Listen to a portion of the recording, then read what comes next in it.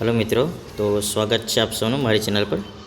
તો આ વિડીયોમાં આપણે જોઈશું ધોરણ 12નું કમ્બાઇન્ડ સેન્ટેન્સ, બરાબર ને, જેમાં ઘણા બધા વિદ્યાર્થીઓને તકલીફ થાય છે।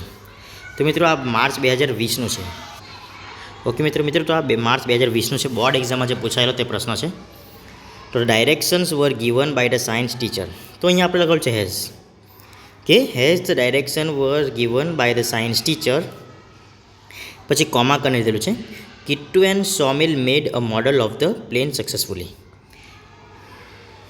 પ્લેન। હવે ઇટ વોઝ મેડ વેરી, ખાલી આટલું લઈ લીધું બરાબર ને, એન્ડ આઈટને કારણે and won the first prize in the competition. Okay મિત્રો, તો આવી રીતે આપણે લખવાનું છે।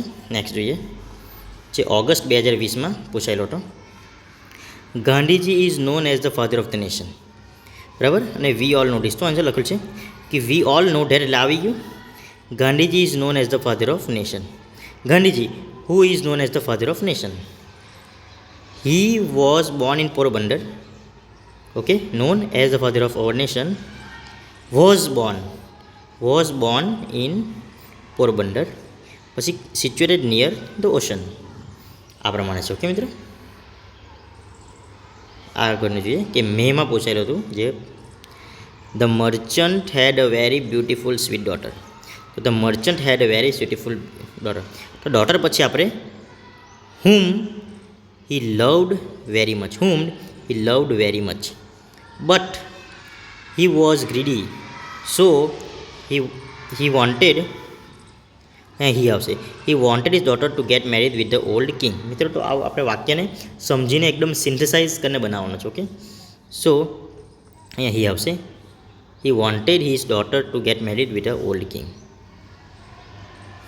નેક્સ્ટ જોઈએ આપણે, લાલા વોઝ અ મર્ચન્ટ, તો Lala was a merchant, he possessed the flourishing grain, તો હીને કારણે who possessed a flourishing grain business and made a mistake of taking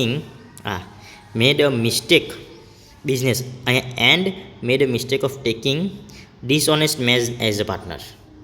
okay, પછી whom he knew nothing, okay, whom he knew nothing about him।